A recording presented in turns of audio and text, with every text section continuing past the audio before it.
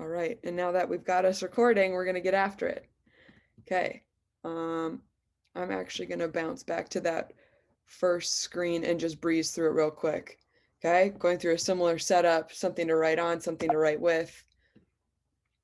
We're going to be working on game analysis through video, so it'll be solving soccer problems by watching the game and doing it in a digital setting. It's going to be faster paced, and hopefully everybody will walk away with learning something new. So really important, the rules, no right or wrong ideas. The critical part is being willing to share your ideas and talk about it and share your reasoning. Last week, Matt did a good job of explaining your argument or being willing to argue, and that really just means what evidence do you have for what you think? Help us see what you see, and then we can have a conversation about it. That's our goal. So give your best effort, push yourself out of your comfort zone, respect other people's ideas. It is a-okay to disagree or have a different perspective. That's not what we're looking for, is to always agree every time, but definitely to have the conversation to help everybody learn. And just like last time, the video that we're using is going to be of real salvo games. So some of you on this call are going to recognize yourselves, recognize people that you know. And remember that this is a digital setting. So we get to take the small snapshot of a game, of a moment, and talk and think extensively about it when real time. You know what's going on in the game. There's a score, there's referees, there's people yelling on both sidelines, and the environment is a lot different. So we know the stressors are different, and now we're going to try and make those perfect situations, knowing that it probably wasn't the real situation within the game. So layout for today, we're going to do a warm-up. We're going to do clip 1 where everybody will be able to work individually. And then we'll do 2 groups where you guys will go into breakout rooms and work with some of your peers. And then Matt and I will bounce through the breakout rooms to hop in and help. And we're going to be in those rooms for about 6 minutes or so. So it's not going to be a really long time, but a period of time where you can hopefully have some discussions. And those of you that maybe didn't speak up last time or were a bit nervous can have some more space to bring your ideas to a group. And after every breakout room, we'll come back together and we'll talk about it as a large group. And then at the very end, we'll reflect and share, and that will be the wrap up for our day. So here's my extra little secret. Today, are you going to pay attention? So throughout this meeting today, watching this presentation, the things that you see, is there anything that you notice that change? Anything that's not typically there? Okay, there's about 7 things to find. So at the end of it, I'll reveal what those 7 things were. So have another spot on your paper to note them down if you see them. Okay, let's see. So sheet of paper, everybody grab it. These are the 4 sections that you need to know. Okay, so what I see, what the goal is, what do I need to know, and how would I solve the problem? So it could look something like this. You could just have it broken in 3 sections for the 3 clips you know we're going to watch, and then have each of those sections have some space to write those things down. And we will refresh what those things mean again. So don't worry about that, but make sure you've got those 4. So 1 is, what did I see? 2, what the goal is. 3, what do I need to know? And then 4, how to solve the problem. And you'll see this page many times throughout today as just quick reminders.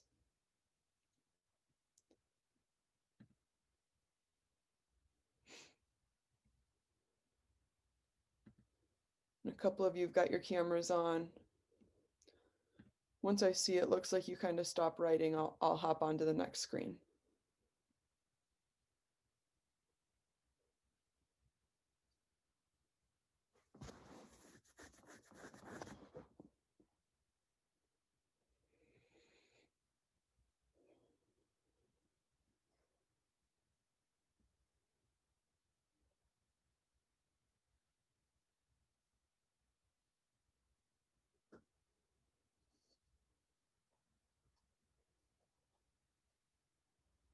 All right. Here's going to be our warm up. So I'll make sure my volume's nice and loud, and we'll get going. I need proof of insurance. Except for the ad. Maybe Geico will sponsor us. You never know. Insurance ID cards, just a tap away on the Geico app. This is a selective attention test.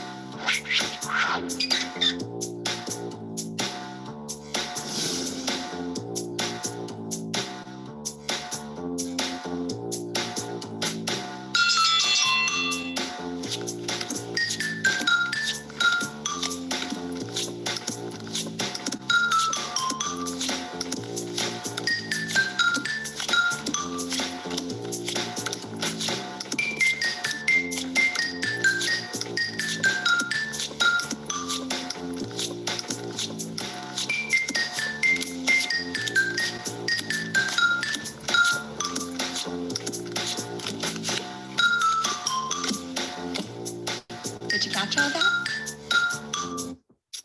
All right. How many got the right answer with the number of cards? Anybody? So you got,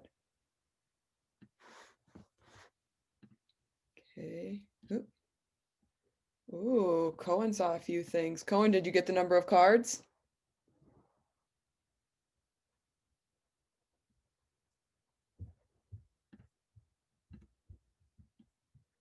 Oh, people in the background that moved. Cohen didn't get the number of cards. All right, so we saw some other observations. Let's see how it finished up.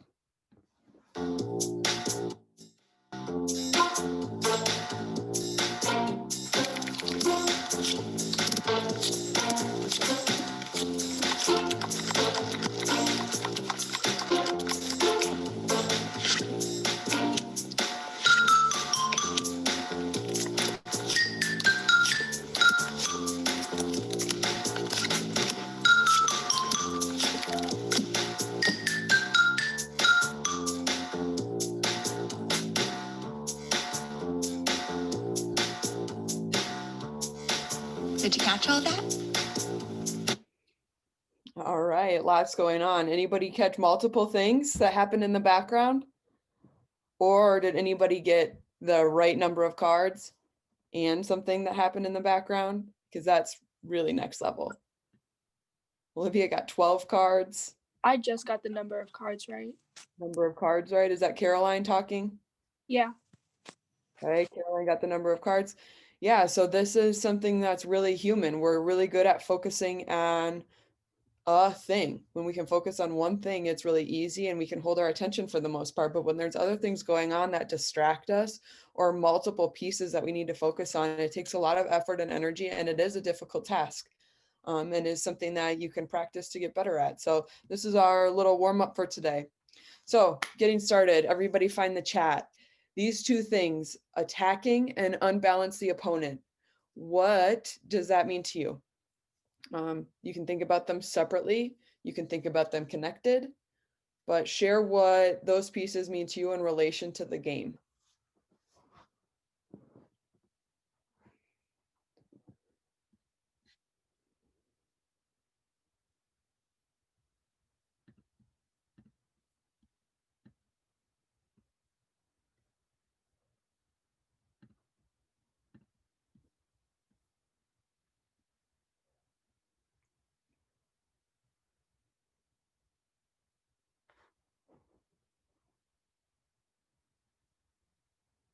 Laura, what is your question?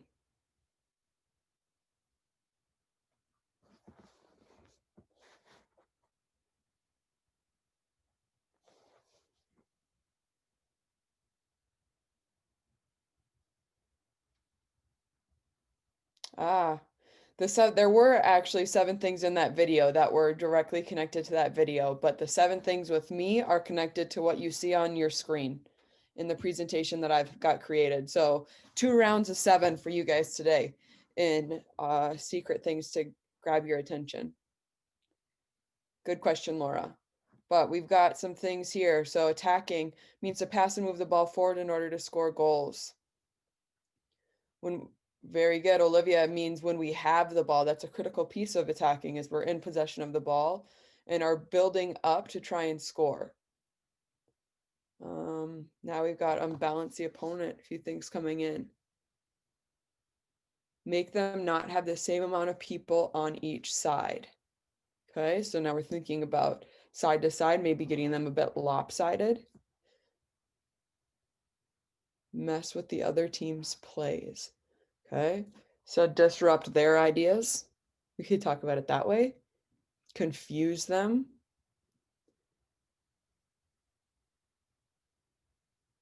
Keep your opponents on their toes and confuse them. Unbalanced means pressuring them into a position tough for them but easier for us. Nice addition, Abby. Ooh, and now Olivia's adding in another layer to it. So unbalanced, the opponent means to have one up or two up situation. So now we're talking about the number of players involved. Okay, so their attention, maybe confusion, and confusion can come in a couple different components within soccer, right? Where the ball is, where open space is on the field, where open space is created on the field. And definitely, I really like that addition of how many players are involved. So a lot of times when we think about unbalancing, either we've pulled them to one side and we can get through or get forward on the other side where there's less opponents, or we do in fact have 4 attackers versus 2 defenders. We're able to create those situations where they don't have the ability to balance out to what we're giving them in the attack. All right.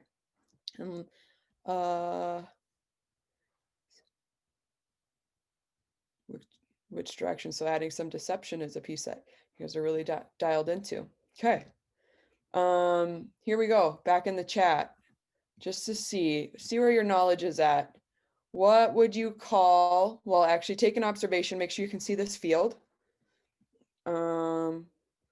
What would be? You see letter C over here. We've got letters A, B, and C on this side, and we've got D, E, and F up here on the top. Okay, and they all correspond to these spaces. So if they're on the top, they correspond to these spaces that go up and down. If they're on the right, they correspond to these areas that run right to left or side to side. Okay, who can tell us what C would be?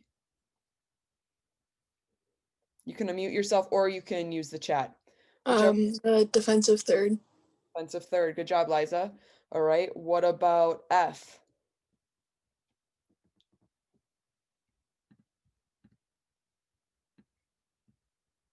Middle channel or central channel. Okay. Yep, central channel is really good. Okay, what about E? Anybody know that one? Cohen. Well done. You were a fast typer. You were ready. You read my mind and knew what I was coming up with. Good question, Tanner.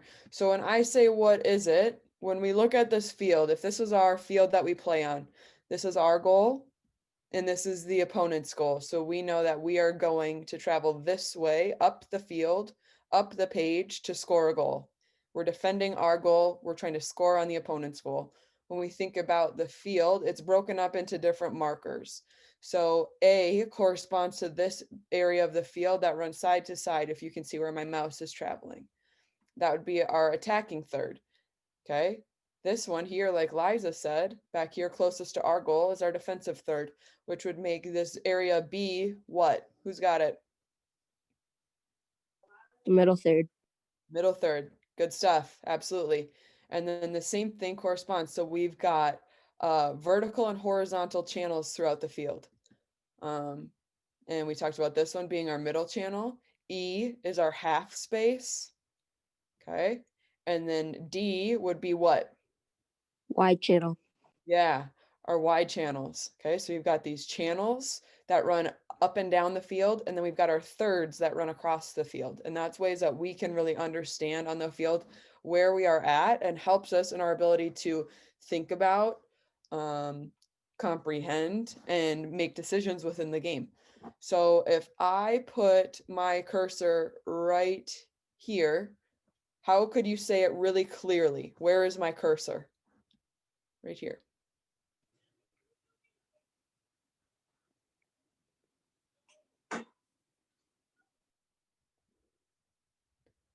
And again, you can always unmute yourself or put it in.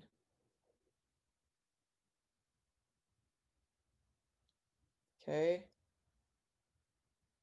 In the left half space in the attacking third. Very good. So we're in the half space that's on the left because the perspective of the field is the direction we are facing, right? The direction we're facing. And this is in the half space, and we know that because that's what this E indicates. And it is in the attacking third. So that's very good. All right, just wanted to touch on that because I think last week you guys did a really good job, and now that can elevate the way we can talk about some things. So now going back to your page. When you think about what I see, these are facts and observations. The goal is going to be tied to what does the player, and that phase of play we talked about at the beginning, specifically attacking. So we have possession of the ball and then unbalancing the opponent, those two concepts, excuse me. So the player with the ball, it'll be our girls playing. So what does she want to do? And then what does the team want to do as well? The next section of what I need to know are what are the key factors to help us solve the problem. So from the goal, we can identify how to achieve that goal that is what we need to solve. Okay. How do we achieve this goal? Okay. What factors help us decide how we can solve that? And then realistically, what is a way with the picture we have that you can solve that within the game? Okay. Anybody, if you were not here last week, and I am moving quickly through this and you want clarification, please ask. You can ask, unmute yourself and ask, or if it's more comfortable for you to ask via chat, you can privately chat Coach Matt. He's on here as well, and he can help run the chat and answer any questions that you have that way. So in the chat, his name is Matde, and you can find him there that way. Okay. All right. So everybody's got these key pieces about what these sections mean. All right. We are going to go and get started. Okay. So this first one, everybody's going to have an opportunity to work fully through, fill out all those pieces in relation to the clip that we have. You'll see the clip a couple different ways, and you'll have an image that you can look at. So we'll talk briefly about it just as a refresher, and then you guys will have some designated time to work on it. Okay. So this page, we're focusing on the orange team. Okay. The player you're going to watch will be highlighted in yellow on this clip. Oh, it was very brief. Okay. And you guys will have access to it. And at the very end of the clip is that moment when you want to identify what do we want to solve. Okay, so at the very end of the clip, picture that as a freeze frame. And now what does the team want to achieve? What does the player with the ball want to achieve? What pieces are important for us to decide how we are going to achieve that? Okay. Another view for you guys to look at, and you will have all of these clips so you could be able to look at them on your own too. Okay. Another view is from overhead, so you can just see it this way with the appropriate numbers, and maybe you can talk a bit more clearly about specific areas of the field, specific involvement of different teammates, different numbers, what you're doing to certain opponents, all of those pieces. The world is your oyster. And then this is the freeze frame. Okay. This is the freeze frame of the moment. Okay. Does anybody have any questions as we lead you guys into some time to think and work and analyze on your own?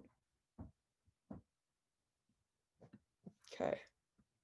So we will, oh, sorry. Give me 1 second.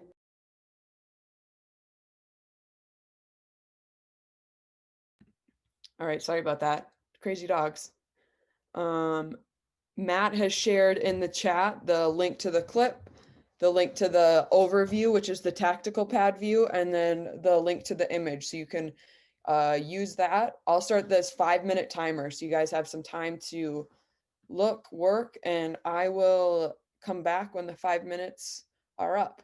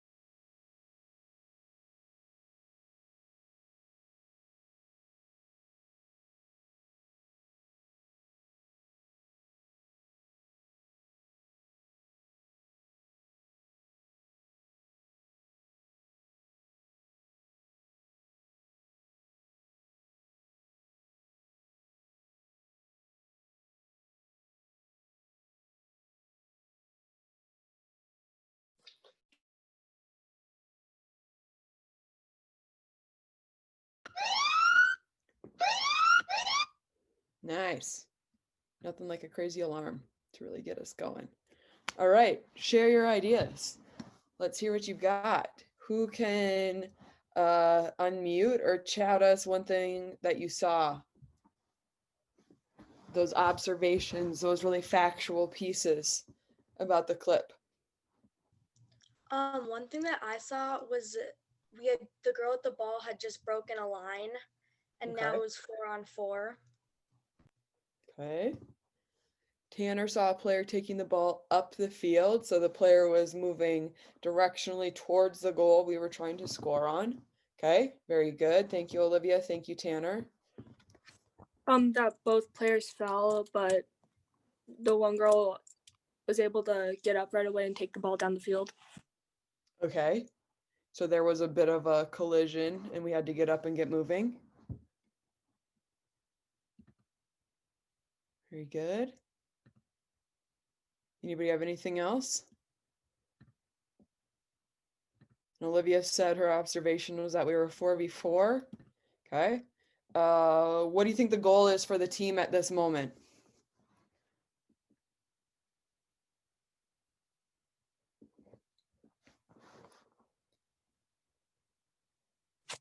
For the orange team, it's to be able to get a goal or be able to score. Okay. Very good. Anybody have any other ideas? Because the girl that has the ball, she has a little bit of space.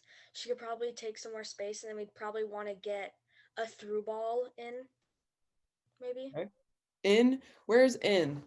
What does that mean? Or behind their back line. So we would want to get in behind, okay? Get in behind.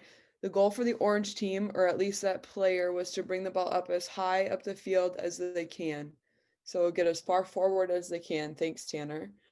Yeah, for sure. Looking to break lines, looking to get forward, keep possession, get into the what third? Attacking third. Break into the attacking third. And then, of course, the overall goal always is to score goals. So that's really good. Okay. Unmute or do I have unmute/chat for everything? Okay, I do. What are the keys or the critical factors when you think about how are they going to accomplish that? So if our overall goal is to get forward, our overall goal is to break into the attacking third, get in behind their back line.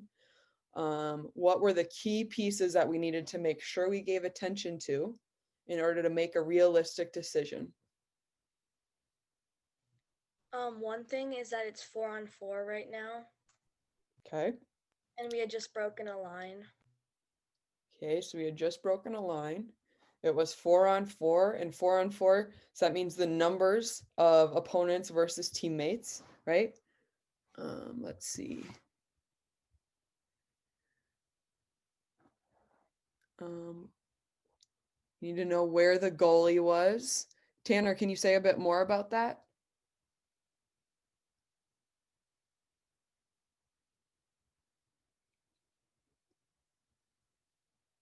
And as I'm sure he's typing, Grace added in the footwork, fast running, ball handling skills. So talking about we will need some technique to be able to execute how to do these things that we talk about. Yeah, their surrounding, who's by them. So Abby is talking again about maybe what teammates we have, what opponents we have. We're going to switch other way. Happen. Okay, so Tanner said in relation to knowing where the goalie is, that could help dictate where the ball should go next. So potentially, he's saying if the goalie is really far over to the left, maybe we want to go to the right. Maybe the goalie's really far back on their line, so we have some room to play behind the back line centrally. Okay, all those options. And then last but definitely not least, who could share how they would solve this problem or accomplish this goal is maybe a better way to say it. We can talk about it here as we're looking at this, our snapshot.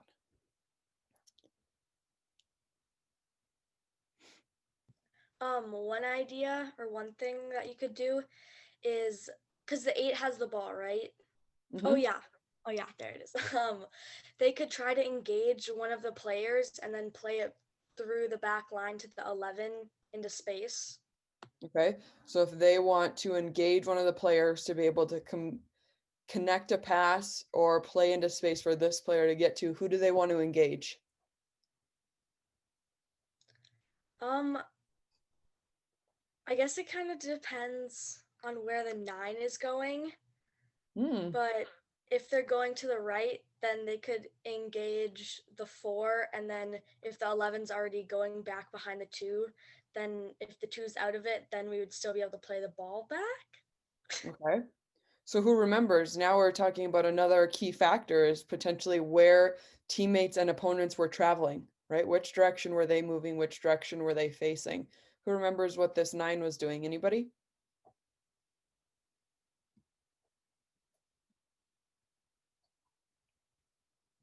Were they going forward to the right, or were they just going forward? I can't remember if Yeah, they were kind just of going. forward and a little bit drifting, pretty much right in line with this 5, right? Drifting that way. So then Olivia's proposal is to engage this 4 to open up this gap to play through this space here. Okay. So I mean, how do we engage a defender? Anybody know? Or what that means? Landon, do you know?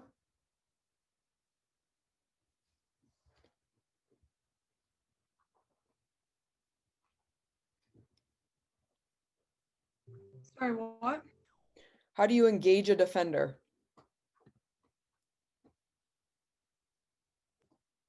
Engage meaning focus or tackle. Meaning if this number 8 wants to engage this number 4, what would number 8 have to do to get this number 4 to engage, meaning to come towards them? Dribble towards him. Yep, take a touch towards them. So then you're activating their ownership of this, of your player right here, right? So you're going to drive into their space, and they have to make a decision, right? They either have to defend you or you're going to get through that area. Okay. Very good. So then we talk about engaging a defender to play through, potentially engaging this 4 and playing through to our 11. Then what would you propose this 8 or the 10 or the 9 would do after that? They'd want to get in for the cross. They could get in for the cross and we could look for a long opportunity. What if we were going to play short again? Play short to who? Needs to drop in. The 8 could drop in, and then who said that? Landon, was that you? Yeah.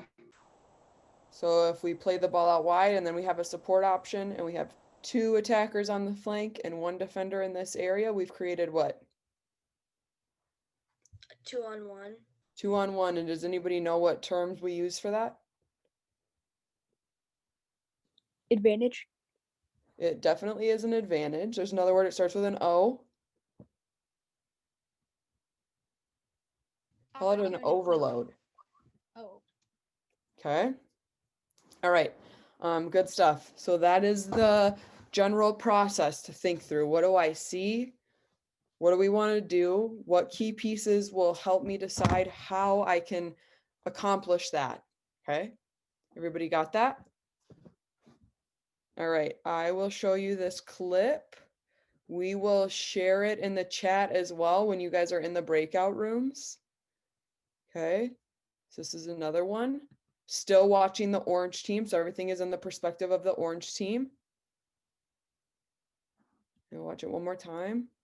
I know it's kind of fast, but you'll have the clip and you'll have an image to be able to watch as well on your own. Okay, so that's clip 1. And here's clip 2. I have to stop sharing my screen and then I'll get you guys into some breakout rooms.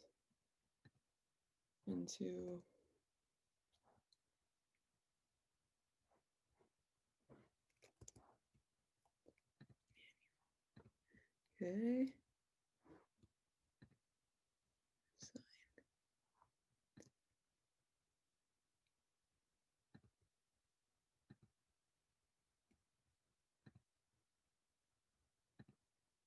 Okay, when you get your breakout room invite, accept it. Matt and I will hop in and out. We'll have about 6 minutes to work and we'll hop in to see if you have any questions or need any help. And then when you come back, make sure you have somebody that could talk us through what you guys think. Okay.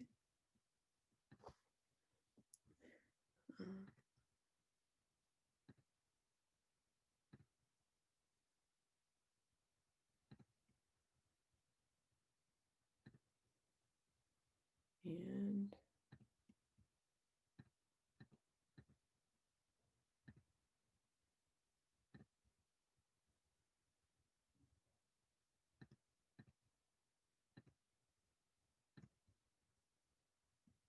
okay.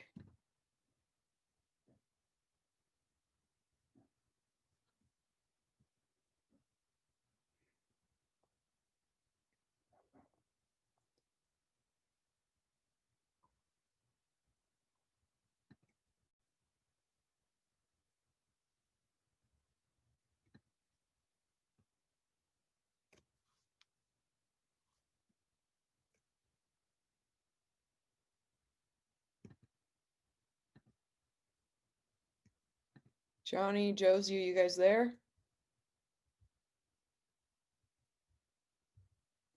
I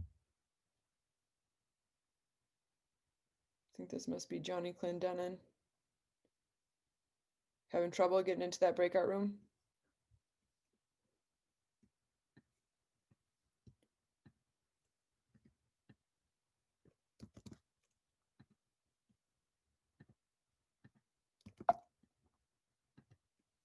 Okay.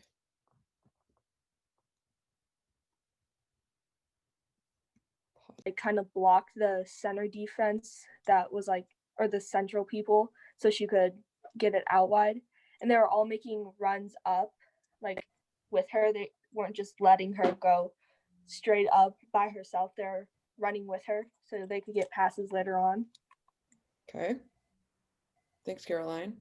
Good observations. Who's got something else they could share potentially into what our goal is here? I can. Okay, go ahead, Landon. So me and my group, we're talking about what the goal is, right? Yeah. Okay. We said getting into space or score or get upfield. Okay. Get upfield. What if we talk about it in certain areas of the field? Get from where to where? From the midfield to attacking third. Yep, so the middle third. Remember those lines in that picture we talked about? Middle third into the attacking third, break in. We talked earlier about potentially even getting in behind lines. If we wanted to get in behind the back line, which would mean this space that's behind this 2-4-5-3 kind of crooked line that they've got going on, how could we get back there? Well, we would need to first dribble forward a little more to draw the three inwards. Okay, so we'd want to engage the three. So we'd be dribbling towards the three to pull them towards the player with the ball with the number 10. Is that what you're saying?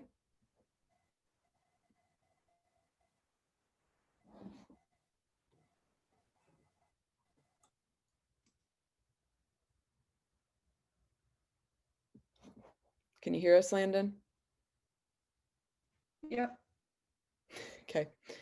All right, so he said engage the three so we could play into that space to the 7. Did anybody have another idea?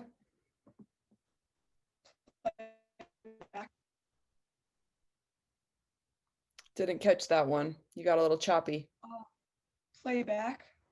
Play it back to play a supporting pass backwards Yeah. to any of the players that we don't have pictured here. So I really kept these images just down to what we saw in the clip and what that snapshot was to go forward. But yeah, if we played a supporting pass backward, what could that do to the opposition? It would stretch them out. And also, if we put it back, we could switch it. And if our 11 got wide, we'd have more, there'd be more space for the 9 to push up and we could reset our offense. Okay, so if we look to change the point of attack and potentially get our 11 really wide. Ethan said that could open up some more space centrally here and allow our front line, so our 11, 9, and 7, to get really spread out and hopefully spread out the opponents. That's a great point, Ethan.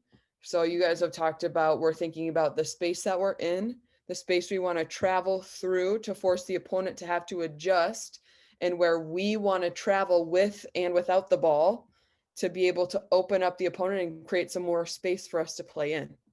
It's all great stuff. Okay.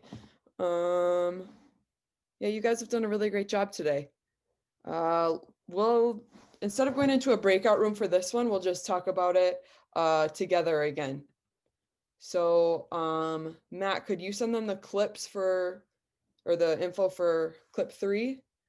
I'll show it a few times here on my screen and Matt will share it.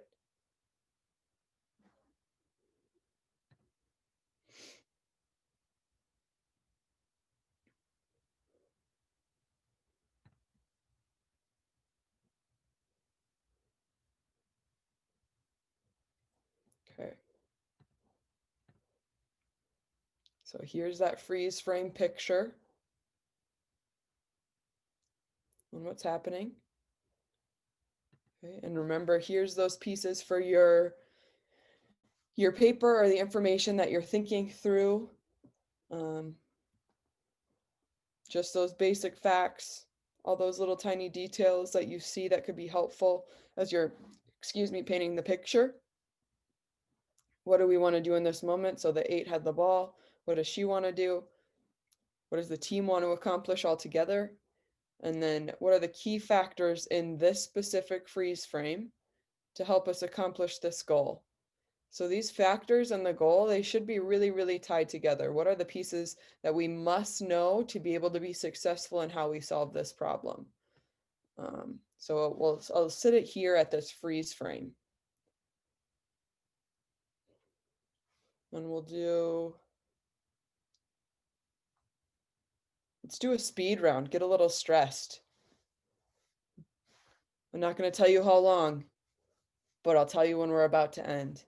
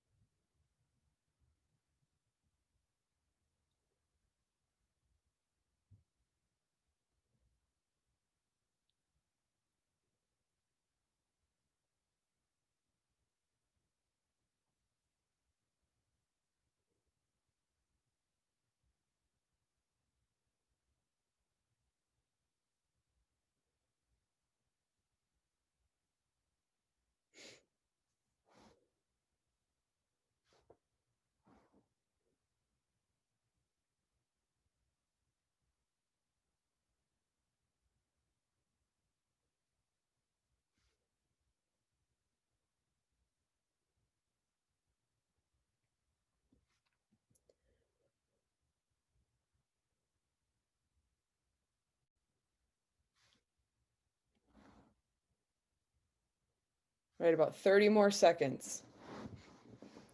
And all these pictures are similar. So some observations are similar. Some goals are similar. So when we hop in, let's talk about those key factors, those critical pieces, and then how we would accomplish the goal.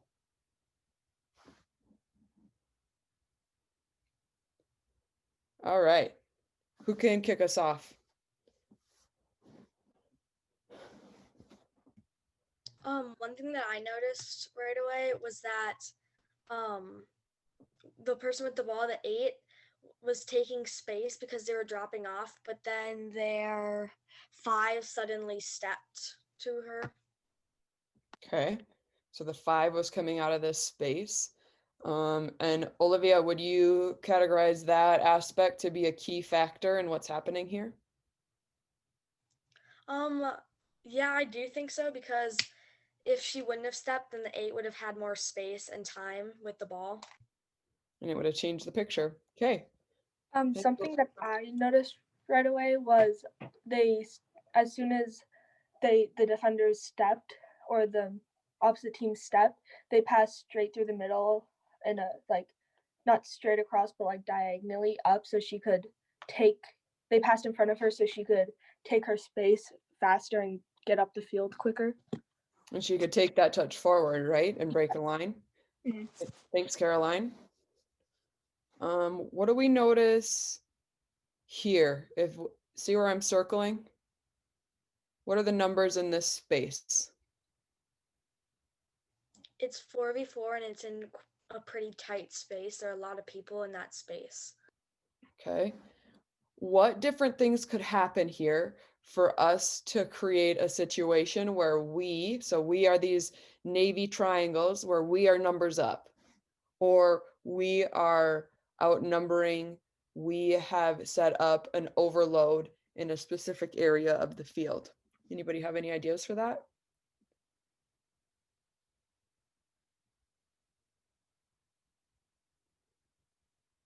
Maybe if the 8 took the ball out wide and then their 3 might have to choose between staying with the 7 or staying with the 8. Maybe, Okay. or the 5 might have to decide if they're going to stay and go all the way out with the 8. Yeah, so Tanner, you are absolutely right. We are not currently outnumbering them, absolutely. But my question is, how do we go from this picture and create that opportunity within the game? How could we manipulate the game based off of what we do? We could make sure whatever side the ball's on, more of those players are stepping and the other ones are dropping in or filtering in there, but not too many, so it's an overload. Sure. Okay. So we talked about this. If the 8 dribbles at the 5 and engages the 5, right? Now the 5 they are stepping towards the 8 right now. What happens if the 9 runs over into this space? Yeah, Cohen, he's got some idea. I think you might be on the right page. Cohen says, so the 7 could come out wide. And that could open up some more space. If the 9 made that run like you were saying, then they would have to choose if they wanted to if the 4 would go all the way out with them, and if they do, then there'd be a big gap there. Yeah, if the 4 goes with them, there's this big gap here for hopefully who? The 11 to make a run into. Yeah, the 11 can make a run into, Or the even 10 the could get 10. high. Yeah, very good. So there's a lot of different factors, and within the game, there's always many different ways that you can solve things. And it all comes down to how does your team play? How is the opponent playing? And your specific teammates, what are their skill sets? So when we talk about the critical information, the space that we have around the ball and in the field in general, the time that we have in relation to that space. So like we talked about in that last clip, the opponent's 5 was closing in on our 8 with the ball. So she was starting to run out of space, which means she was approaching a time that she needed to do what? Play the ball. Yeah, get rid of the ball, connect to pass, get it somewhere else. Numbers. So like Tanner pointed out, we were equal numbers, but then we think about, can we bring the ball somewhere else? Can we send the ball somewhere else where we can outnumber the opponent?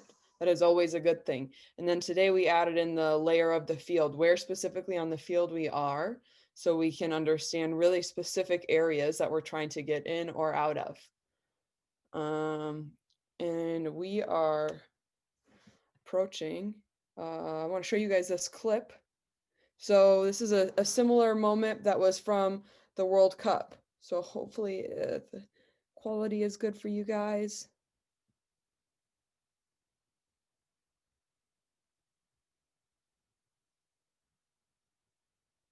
Okay, and that resulted in a goal.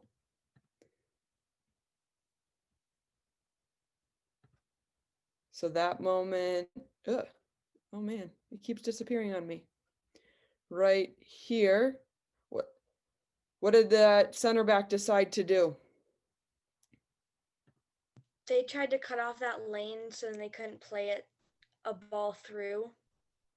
Yeah, they tried to prevent their ability to play the ball through to make a pass to a teammate. but she took too long to step to defend this player, right? So she was able to continue penetrating forward because she still had, for her skill and her ability level, she still had enough space and time for her to be deadly and execute and result in, like we talked about, the overall goal, which is to score a goal. All right. Now, thinking about the presentation that we had today. Any observations? Does anybody have anything that you saw? I found 6 of them, but I missed one. Ooh, So frustrating. I don't know. Yeah. I was hoping that it would come up, but it didn't. Tanner found 2.